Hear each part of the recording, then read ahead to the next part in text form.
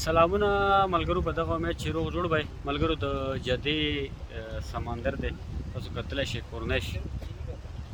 څه شعرونه به درسره شریک کړم تاسو به ترې هم خوند والی او دې دا ماحول هم ډېر ښایسته دی غزل دی چې دومره نږدې وه چې شریک مې و دیوال ورسره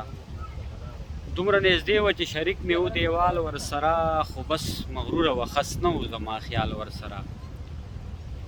خمارې سترګې نیغ باڼه د تیرو غشو په شان څومره مزه کوي په غونډه زنه خال ورسره او بلال کامیاب شو د ایمان په رڼا وځلېدو بلال کامیاب شو د ایمان په رڼا وځلېدو هغه ناکامه شو غلام چې و بلال ورسره مسافري ده تنهایي د مزدوري په غرمو مسافري د تنهایي د مزدوري په غرمو داسې څوک نشته چې شریک کړم خپل حال ورسره او نن د یو چا نه مې د بدو وجه وپوښتله خاموش شو نه و هیڅ جواب زما د سوال ورسره دا وسني یاران نقیبه هغه چا پسې ځي چې ښه خوراک جامه پیزاري وي ډېر مال ورسره او نور څه شعرونه دي ملګرو چې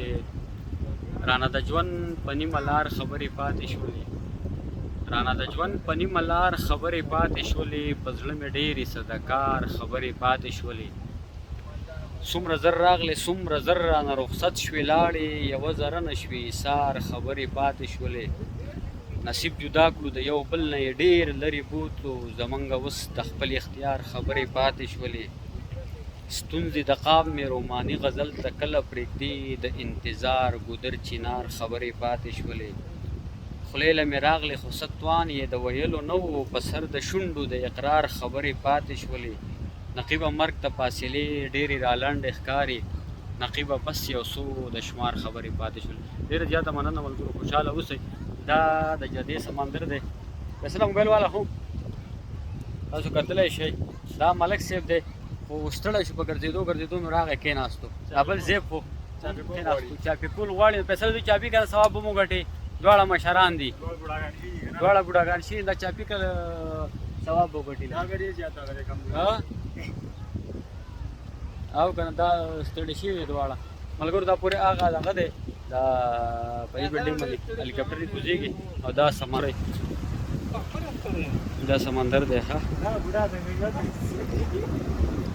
دغه وایي که نه ممتاز صاحب وایي دا تر ساحله کرښې چپې چا راوړي هوا راوړي د سمندر د موسمونو خبر چا راوړي هوا راوړي